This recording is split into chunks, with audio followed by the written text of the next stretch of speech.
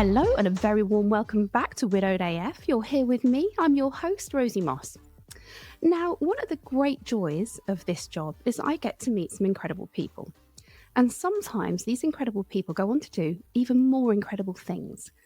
And that can definitely be said of my next guest. It's Rachel Hart-Phillips, who you may remember as Rachel Hart. She was, we think, episode 3 of season 3. But please don't hold me to this. I will put a link in the show notes. And Rachel came on and told me one of the most heartbreaking stories. I mean, they're all pretty heartbreaking. And it is my great honour to have her back on today with her new surname, Rachel Hart-Phillips. Welcome to the podcast. I'd like to see you again, Rosie. Thanks for having me back. It's a pleasure. And it's something that I really want to do more of, actually, is get some of my former guests back on and talk to them and see what they're doing now. Because in your case, quite a lot would be the answer in the time since we spoke. So why don't you start by giving me and listeners a little bit of a kind of recap of what brought you onto the podcast in the first place. We won't give them a full episode on it because they can go and find it, can't they? But it would just be nice to sort of recap and give a little bit of context to your story. Yeah, absolutely. So my story, why I came on and spoke to you originally, was that I lost my husband to suicide 6 years ago, or just over 6 years ago now, and I was actually pregnant at the time. And I think that is the sticker, isn't it? You know, that's when you read that and you think, oh no. Yeah, I know. And it's a funny one because at the time that really was the worst, like it wasn't the worst thing, but it was one of the worst things for me. And, you know, people do sort of be like, oh no, when you were pregnant as well. But looking back, and yeah, I don't know if I said this to you last time, but I think it actually did save my life having... You're not the first person to say that to me, you know. Yeah. Because I just think, you know, I probably would have drank and done a lot of stuff that wasn't good for me, but, you know, I wasn't. I was, you know, looking after myself, taking my vitamins, and, you know, that little boy was just hope to me. It was something to look forward to. And oh, that's given me goosebumps. But I met a friend, and she's not been on the podcast yet, but she was saying to me, and I obviously won't disclose names or anything, but she was saying that her husband died suddenly during her pregnancy. And she just didn't want to live, really. She wanted to get this baby healthily and you know, into the world. And then she couldn't see the point in carrying on. Yeah. But of course, when this beautiful baby was given to her, you know, it becomes very difficult to then have those thoughts. So she would say the same, that it saved her. And I love that kind of, you know, that you have to take care of yourself. But actually, I'm going to just say, Rachel, that yes, most mothers will have that kind of desire to take care of themselves, but not all will. There's still a real strength of character in doing that for yourself and for your baby. Yeah, thank you.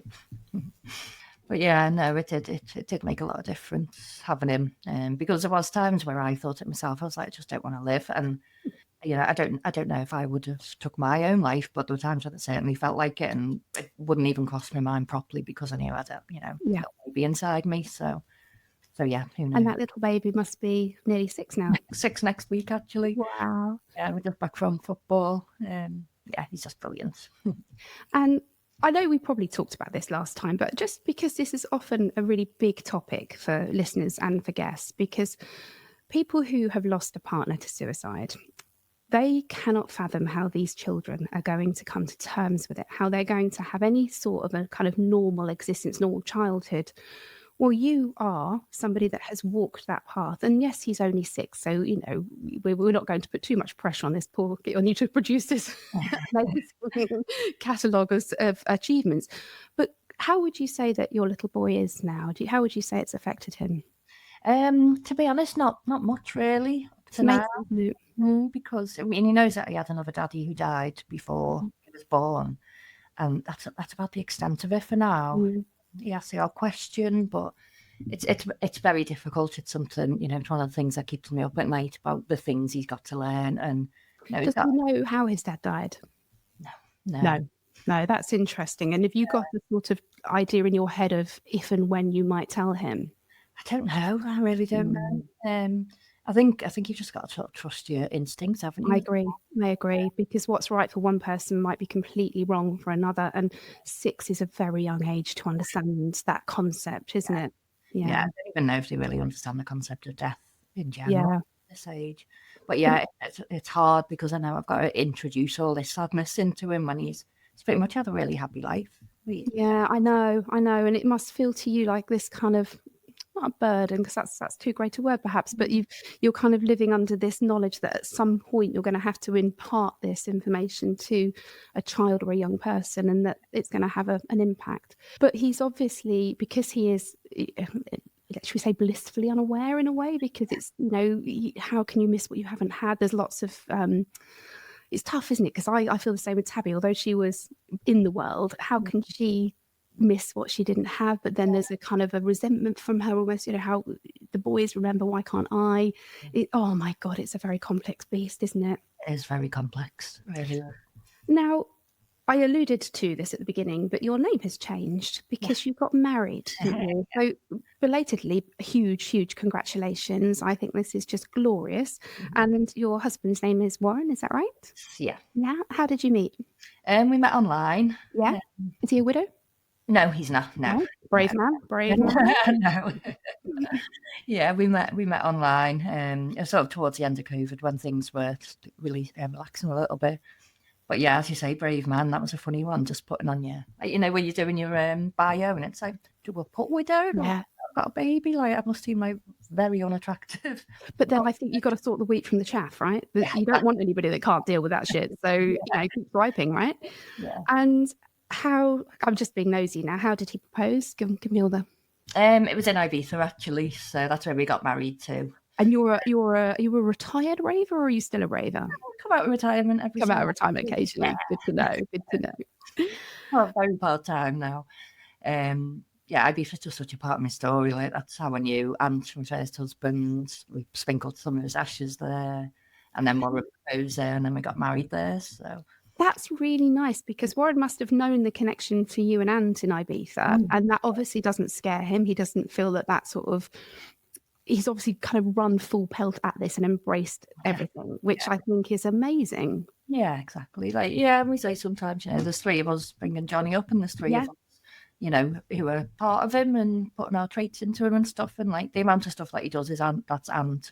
It's weird, isn't it? It's weird. I mean, there is the perfect argument for, biology trumping all, because these who never met their fathers look like them, sound like them. It's weird. Yeah.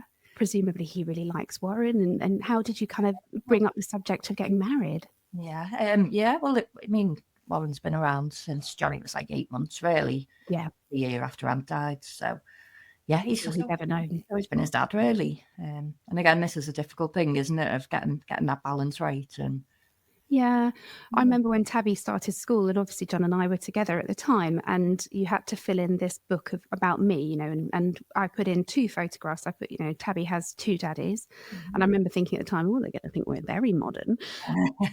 Then kind of caveated it with, this is her daddy in heaven, and this is the daddy who lives with her, because like you, it felt and still does feel incredibly important that no matter who else is in their lives, that they are aware of where they came from. Yeah, definitely. Yeah. Johnny's got a Liverpool kit for his birthday, but we always got my Newcastle kit as well. So yeah, and he is, and he's still very much a part of their family, and sees them regularly. So that's really, really lovely to hear. It really is, because that connection with their late parents' family is so important. It is. Yeah. So since we spoke, not only have you got married, you've also had 2 business ventures, or 2 new ventures, should we say. Yeah. The first one, which has been established a little bit longer, is Love, Loss and Disco Balls. Tell me about the name and what it is that you do. Yeah, okay. So the name came from, my Instagram page, I started it as just purely like a grief page. And I had the name of that was Love, Lost, Disco Balls, which I feel like just pretty much sums up my life in 3 or 4 words, really. I've got some disco balls. Do you see them? Yeah, just that pretty much sums up my life in a couple of words. So then we started the business, and that's you and Warren, is it, together? Yeah. So he's a graphic designer. So he's worked in the industry before. So yeah, it's sort of modern, brightly coloured sympathy cards. And there was a quote, and I'm going to just look at my notes now, but it said, and I saw this quote by you, and it said, the right card at the right time can mean everything. Mm-hmm. And I really felt that, because I'm quite old school. I like a card. And up until possibly season 3, I used to send each of my guests a handwritten card and a small token. I'm afraid guess past that point, everything became a little chaotic. But there was something about putting pen to paper and the ritual of going to the post office and sending this card that I took a lot of pleasure in, and I get a lot of pleasure from receiving cards. Yeah. And in this kind of modern age, greeting cards still matter, don't they? More so, I think. Yeah, I agree. Because and I'm not saying there's anything wrong necessarily with a text check-in with somebody. They can be really important, and sometimes that's enough. But to know that somebody made the effort to select a card for you, to literally put pen to paper and send it to you, even to go to the effort of digging out your address from some old address book. And I know I'm not the only person who will say that when you're looking for a bereavement card, there's a lot of feathers. Yeah. A lot of birds, a lot of heaven analogies. And if you are still, a cool chick, like, oh my God, I can't believe I said that. That just negates any part of it. If you are still hip and trendy, that maybe doesn't speak to you as a widow. No, and we said that. It's like, we all like cool things, don't we? We all like bright colours, we all like music, but then someone dies and all of a sudden you want to change your taste into making these like horrific cards with this weird font. So what would be, I haven't prepped you for this, but have you got a best-selling card? Is there one that sort of outperforms? Yeah, we've got, this one is, so we also do, I've got a pile of them here, but we also do, like, it's not just sympathy, we do just like sort of general checking in with friends and stuff. Well, health is obviously very important to you, particularly because of the way Aunt died. So I noticed, because you're ramping up your social media as well. I am as well. Look at us, we're going. And I noticed lots of things about like sending a card to a mate, like a bloke sending a card to a mate. What a brilliant concept! So we've got this one. This is probably our bestseller. It says "Love you, mate," but it's so bright, like it does weird things to your eyes. But I really like that. I love that. But yeah, it's just because it's for men, and we are struggling. So if any men are listening, please buy a card for your mate. But yeah, I feel like it's much less intrusive than a phone call or. Yeah, I've got a box because, and other widows will be familiar as well with this. At one time you do often get cards is when somebody dies, and I couldn't bear to read them. I would open them and I'd sort of see who they were from, and my mum said, "Don't throw these away, Rose. Don't throw them away, because one day you're going to want to sit and read these cards." I haven't yet, because I'm a bit worried about what it might do to me, but I have them, and they're tangible reminders of people's love and care at the time, and you can keep them forever. Sometimes people frame cards as well. I've got a couple of framed cards because they're that cool that you want to keep them forever, right? Yep, exactly. Yeah. And we've got the other best-selling one is the disco ball one, which has got that sort of metaphor about a disco ball being hundreds of pieces of broken glass put back together to form a magical ball of light. And then says you're a disco ball. Nice. Perfect. And am I right in thinking that you were recently a guest at number 10? Not quite number 10, number 11. Oh, close enough. Yeah, it was really cool. Actually, it was on Tuesday, so we were part of the Small Business Saturday 100, which is actually this Saturday. It's all about getting out and supporting your small businesses in your local community. But as part of that, we got invited down to lunch at the House of Lords and then a drinks reception in number 11. Like Rachel Reeves was there. She was obviously mobbed, but I managed to grab 5 minutes and tell her all about Love Lost Disco Balls. Good for you. And it's really scary pushing yourself forwards like that, isn't it? Networking never has a word filled with more horror, but you have to do it, and you have to push yourself that little bit forward. Bloody well done. Right before Aunt died, I was sort of like on the road, a national account manager, and I was always out and about on my own doing stuff. And then obviously he died, then there was COVID, and then we've just been working from home. So I was actually quite anxious about doing something like that. Yeah. And I think doing something that's so personal to you as well. It's one thing, promoting something for your work, that you're paid to do. But when it's yours and you've created it, it's scary. But then it's even more special when you get recognition. Of course it is. Of course. About yourself recently. Oh, I don't know what you're talking about, Rachel. Look, I've managed to. Do you want to see it? Look. Here we go. Oh, wow. Ooh. To listeners, this is not interesting, but I am showing Rachel my report. Very beautiful. Now, I was so happy when I saw that. Congratulations. Oh my God. I think I was as surprised as everybody else in the room. Now, you've also got another really exciting thing happening. And this is something I'm really, really interested to talk to you about. You have trained as a grief coach, haven't you? Yeah. What prompted you to do that? I mean, aside from the obvious. Yeah. I was thinking about it, and it was around the same time we were setting up Love Lost Disco Balls as well. And Well, you thought, let's just do another thing at once. yeah. But yeah, I had counselling when I was when Anne died, and I just found it so bad, really. Did you? It's very hit and miss, isn't it? Yeah. I had it when my mum died, and it wasn't quite so bad. But I think just because, it's like you need someone who's sort of experienced what you have for a start. Absolutely. And I just found like you just go into this counselling session, talk about something, and then just be like put back on the street like a complete mess with sort of no tools to know what to do next or how to move forward. And is that the kind of main difference between counselling and coaching? Is that counselling is somewhere where you kind of go to talk about your feelings, whereas coaching is where somebody will give you the tools to kind of navigate through?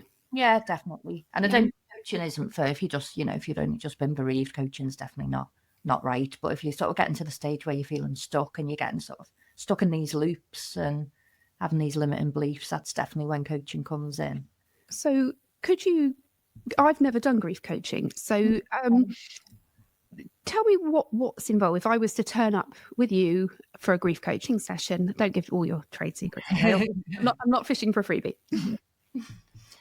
So yeah, it's just you sort of like, just have a think about what you want to talk about in advance. And it might be something like, I don't know, if say for an example of suicide loss or something, you'd be like, I just feel so guilty about moving on with my life or being happy again. And then you would really explore this guilt, and a lot of sort of emotion and trauma lives in the body rather than the mind. So instead of just talking it through, you'd sort of like explore how it feels in your body and sort of try and tap into it, and then do things like breath work, tapping, things like that to give sort of like physical tools to break through these emotions. And how did you find doing the training? Did you find that you ended up learning a lot that helped you process your own grief? 100%. Yeah. Funny, isn't it? Yeah, and it was a lot of stuff. I mean, I'd never done sort of breath work or tapping or anything like that before. It works, doesn't it? I haven't tried tapping, but I do breath work. And once you realise that you have control over it, I mean, don't get me wrong, I still do get anxious, but I don't have so many. I've had let's touch some wood. I haven't had a panic attack for ages, because as soon as it's when I can feel the breath starting to catch in my chest. When you feel it's not a full breath, and then I'm like, okay, slow down and breathe. And these are free tools, aren't they? Once you've got these skills, they are free. You can use them anywhere. I sat on the train once doing breath work. No one knew what I was doing. Yeah, and even like things like, sort of visualizations, like being in a place that makes you feel safe with the sort of, you can anchor it around your wrist or something like that. But really like imagining that place. And then when you feel anxious another time, you can do that and you're in that place, stuff like that. It's so powerful. So, Rachel, you're based in Liverpool, right? And I'm thinking, if I've got listeners now who are thinking, this sounds exactly what I need, but they don't live in Liverpool, can people access you online? Yeah, absolutely. Yeah.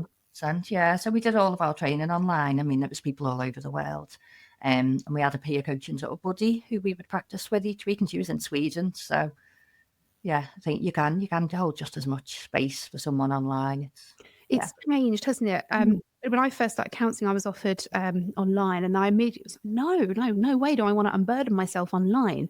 But actually, my kids have had counselling online. And of course, because we live in a virtual world, I work talking to a computer, I have these very intense conversations, and I don't think it's something I'd shy away from now. I think back then, it was too unfamiliar. I felt I needed face to face. But again, even if somebody does live, in Liverpool, sometimes time constraints mean that they can't get to you. So to be able to access services on actually just I have written down somewhere, what's the name of your coaching service? It's Afterglow. Afterglow, that's nice. Instagram name Afterglow Through Grief. Nice. Afterglow. Yeah, just again the Ibiza connection, and sprinkling Antashes at sunset and stuff. It's like I love that sort of when the sun's set and you get that gorgeous colour.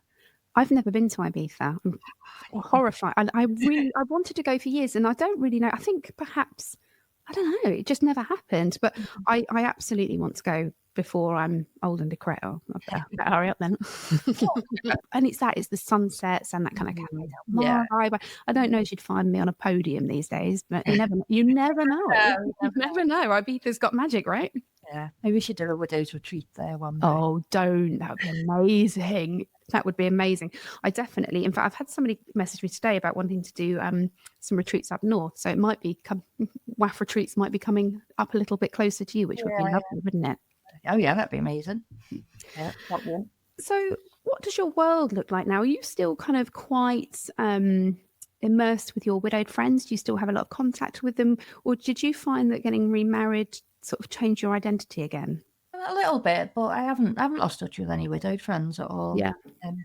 Because you had some quite close friends, didn't you, who were in a similar situation to you? Yeah, I remember this from the last time. Yeah, that was a really weird one, actually, just before I was getting married and spoke to Warren about it. It was like, I was kind of, I know you suppose you'll always be a widow, but I was kind of sad to let go of the widow title. Did you get that, actually? Yeah, I really did. And you know, when you fill in a form, wearing it like a badge of honour by the end. And I think filling in forms, I went back to being married again, and I found that quite strange. I think we have to rebuild a whole new identity around it, and it's like, now I'm giving up. I worked so hard, and now I'm giving it up again. Yeah. I used to quite favour the alive husband and dead husband. You're very welcome to borrow that. Did you have? Sorry, I'm going kind of back to a previous topic, but your wedding. Did you have friends from yours and Ant's life there? Yeah. Yeah, you did. Well, yeah, one was a bridesmaid. Oh wow! So people have really embraced this sort of new chapter in your life. Yeah. And as everyone, but yeah. Well, you can't please all the people all the time, my love, can you? You can't. And if you try to, then you'll end up unhappy. And we know only too well that life is short, right? As a family, do you think that you will kind of be more, perhaps more aware of mental health? Particularly as you're raising Johnny, do you have concerns about, I don't want to put words in your mouth, but I'm just wondering if you worry that essentially the disease, because let's call it what it is, that killed Ant might have genetic connections. Does that? Yeah, no, totally. It is something that I really worry about. Difficult thing to ask, because I didn't want you to be like, no, I've never considered that. Thanks for putting that in my head. No, definitely. Because he has so many of his traits and stuff. Yeah, but I'm the same, and Ben didn't die from suicide, but even when we moved to the house we're in at the moment, we renovated this house, and one of the bedrooms had the eaves exposed, the beams were all exposed, and the room that Monty was going to hadn't been done. And we were planning, the builder's going to take it down. And I suddenly had this thought of, oh my God, he can't have beams in his room. What if he kills himself? Right. My son has shown no signs of mental health issues. But I just think that when you have been hit by a tragedy, you are always looking for the next tragedy. Yeah. Your nervous system's just, it's fucked, right? Alert, isn't it? Yeah. So how do you kind of calm your nervous system? You're employing things like the breath work and the tapping and things like this. Yeah. 100%. But I used to get it not too bad now. But when me and Warren were first together, like he'd be like 5 minutes late from where he was driving back. And he's dead, right? That's it, gone. It's all over. Yeah, knew it was too good to be true. Yeah. Did you find it hard to open your heart fully? Because I wonder if as widows, there's a self-preservation there, and it can take a little bit longer. We can fall in love, but to really trust that this person's going to stay around and that nothing. I mean, do you ever get there? I don't know. I'm asking you. You know what? I am okay now, but I think it is because I have talked about it with him so much, and and I think maybe that's another thing about losing someone to suicide, and there was all this stuff going on that I had no idea about. I've learned from that. I've just got to be as open as you can all of the time. Yeah. And I think that is something really significant to take from a suicide loss, is in so many of these cases, it is the silence that has killed them, because these men don't want to. And I actually have not interviewed a man who's lost his wife or partner to suicide. I would be very interested to do so, because we know it happens. But these men particularly, they will pretend everything's okay. I know we talked last time about Ant being quite a people pleaser. Everybody loved him. And so they find it very difficult to kind of lower that mask. So I guess the legacy, or the kind of, I don't think of a tactful, non-dystopian, the gift perhaps that you will then be able to pass down through your family, is to talk, Yeah. to not be afraid of saying scary things. Because even at the beginning, we both talked quite openly about the fact that without our children, we might have struggled to stay here. Mm-hmm. Now, those words are very powerful because they say that the thought crossed your mind, the ideation. And because we talk about it, so much of its power goes away. Yeah. And it's quite liberating, isn't it? To go, actually, yeah, I have been to places that dark and I live to tell the tale. Yeah, exactly. And I think that's it. I think people are too scared to say, like, are you thinking about suicide? Because as you say that, and, someone will be less afraid and they won't keep it. And nobody's going to say, oh, well, you put the idea in my head now, so maybe I will, right? That's not how it works. No, but yeah, it's such a scary big word to use, isn't it? Just going to go back again to Johnny and kind of just ask how, and particularly because I'm hoping this episode will go out this side of Christmas. So let's talk, if it's not, then sorry about talking about Christmas in January. But how do you navigate through Christmas? Because this is a particularly difficult time of year. And it is, but I think especially when there's kids involved. Yeah. So what do you do? It's just making our own traditions, really, and just try not to put much pressure on myself. I find Christmas harder, more difficult because of not having my mum and dad. That's what I find really hard. Of course. And especially his birthday. His birthday is always just like meltdown central for me because, I could buy him everything in the world, but I'm looking at the table of presents and I'm just like, he's got nothing off his mum and dad there, nothing off his grandparents. And it breaks me. And because you lost your parents relatively young, didn't you? And then so you didn't have that buffer, that I talk about my parents as being, they saved me, they came straight to me and they helped me. And you didn't have that when an aunt died. Yeah. And I think we're never old enough to lose our parents. And something about being widowed makes you feel very young. Makes you feel quite infantilized, and the people that you want to wrap their arms around you, 3 of them, they're not there. Yeah, it must have been really difficult, difficult. And of me, the family that I did have, like my auntie was just amazing. She was my absolute rock, and my friends were just brilliant. Yeah, and it's a cliche, but friends do often become the family that you don't have. Yeah. So what are you doing for Christmas this year? On that note, we are actually going to friends this year. Normally, we don't normally do find Christmas really hard because Warren doesn't have his mum either, and his family are down south and abroad. So, we normally go out, but it just feels quite sad, just the 3 of us sometimes, with all these missing empty seats at the tables. So. I find the thought of just the 4 of us being, because I thought, I just feel like it's just a Christmas, it's just a roast dinner, isn't it? Like we've just otherwise. Yeah. So we've not really done a home Christmas. We've had Christmas dinner at home, but we've tended to go and do something in the morning or have people popping in and out. And this year I said to the kids, what do you want to do? And they said, we just want to be at home. Yeah. So my mum, my dad, because I am fortunate, and my brother will come, and some of my friends who are on their own, they'll pop in the afternoon. So it'll be, I hope, just a really nice day. But this year I'm trying very hard to take some of the pressure off myself, because do my kids need matching Christmas pajamas that they'll wear for 5 minutes for a photo? No, not really. No. Do I need to do the elf? Fuck no. No. God, you said that. Have you got an elf? Middled with guilt. No, don't never. do it. No, you're in mum's group chat and everyone's like, what's the elf doing today? I'm like, is he still in the box where it should be? Am I ruining his mental health? No, you're not. I did it when the boys were little, and it was and it was quite fun. But it's just another pressure, and I just feel like, I will say, and this is controversial maybe, but I think if you're going to try and convince the kids, and this is a children warning, don't listen to children. If you're going to try and convince them that the man in red comes, you've got to kind of limit what you're going to try and convince them of, because kids aren't stupid. If you tell them too many stories, they're going to clock it. This is how we justify not doing it. Okay. Yeah, exactly. We don't want to ruin Christmas. The other thing I'm not falling for is Christmas Eve boxes. Oh, fuck off with a Christmas Eve box. No. When did that happen? No. Oh, I think when we were little, there was a slim possibility we were allowed to open one present on Christmas Eve. Like get some new pajamas and a hot chocolate. Yeah, but no. Or advent boxes where they get like a new toy or something. No. Have a chocolate and be happy. No, they've got to manage their expectations. And I've said to the kids this year, we're actually very, very kindly, someone's helping me take them away for a couple of nights. So we're going to Poland and we're going to go see snow. They don't know, it's a surprise. So we're going next weekend.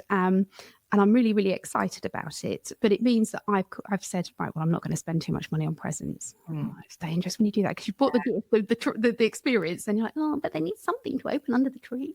But I have really tried to scale it back this year because I haven't got the money to be blowing, 500 quid under the Christmas tree. It's mental. And actually, talking of small businesses, a friend of mine who I just had a chat with, she said to me, and I wrote this down, so I'm going to get this in, that if everybody spent 10% of their Christmas budget, so they're saying the average is £350, and if everybody spent 10%, £35 on small businesses, the small business, the boost to the economy would be in the millions. Yeah, crazy. And I thought that's crazy. We can all do that. We can all. So buy small business. That's our message from today, isn't it? Buy small business. Yes, yeah, and it is small business Saturday this Saturday. So yeah, it's all about getting out. And small businesses as well. Like one of the speeches on Tuesday, and it did really touch me. It's just about, like how a lot of these little shops on the high street, going into that can be someone's only conversation of the day, only. And they connect communities so much, don't they? Yeah. We're lucky. The village I live in has got quite a lot of independent shops. And yes, they are a little more expensive than if you go on Amazon, but you can go and you can touch it, you can feel it, you get a nice gift bag for it, and you get that kind of sense of community. And I know something that you and I have talked about is I would love to do a collaboration with you and do some WAF kind of themed greetings cards, because I just think what you do is beautiful, and I think it's so aligned with the ethos of what I do over here. We're both kind of trying to sprinkle a little bit of glitter on a turd, really, aren't we? Yeah, that's exactly what we're trying to do. Oh, Rachel, I think that you are incredible. What's next? What are you going to do next? Grow the coaching business and just grow the cards. Like we sent out our first order for Oliver Bonus this week, which was like, stop it. Yeah, when we started, the dream stockist. So we've got 5 designs in there. Oh, Rachel, that is absolutely amazing. Well done. That's a big deal, right? It is. Yeah, it's huge. So I'm really proud of you. Well done. Thank you. So if people want to buy your cards, they can go to Love Lost and Disco Balls. If they type that into Google, that'll come up, won't it? Because I did it earlier. Yeah, that's the main place. Yeah, we're in about 60 stockists, and I'd say Oliver Bonus. So well, yeah, get down to Oliver Bonus, people. And how about the coaching? How do people access that? Is that via Instagram? Yeah. Okay. So what I'll do is I'll put in the show notes links so people can find you easily. And I'm not in the business of recommending people or products, or you can tell I don't have advertising, right? Because I want to believe in it. And so what I would like to be able to do on this platform is bring people like you back in who are doing something within the widowed world, and help you kind of promote and celebrate it. So I hope that people will listen and they will feel inclined to support a fellow widow. And I really hope that your businesses continue to flourish and grow, because my love, you really deserve it. Thank you, Rosie. And I think it is sort of like, I don't know, it's a final stage. Not that you ever get to a final stage of healing, but I feel like once you can sort of try and find some meaning in it, like for yourself. But, once you can find a meaning and you can honour them. Yeah. And that legacy as well, Rachel, that legacy that, they have gone and there's nothing we can do about it, no matter how much we rally and rage and stamp our feet. But what we can do is try and make the world a little bit kinder for anybody else who is going through some stuff. And I think that, what you're doing is exactly that. Final thing, Johnny came up to us last week and we didn't ask him to do this, but he obviously sees what we're doing, and he came up and he was like, I've made some cards for the business. And he drew a little picture of a son, and it was like, you can do it when things are hard. I was crying my eyes. Oh my God, when can I buy this card? The example that's being set for him. And then one day when he does find these sad things out, it's like, but look what we did with it. Look what we did with it. Oh my God, that's giving me goosebumps, because that's exactly it. You can say to these children, this horrendous thing happened and it nearly destroyed me. It did. I was on my knees. I was terrified.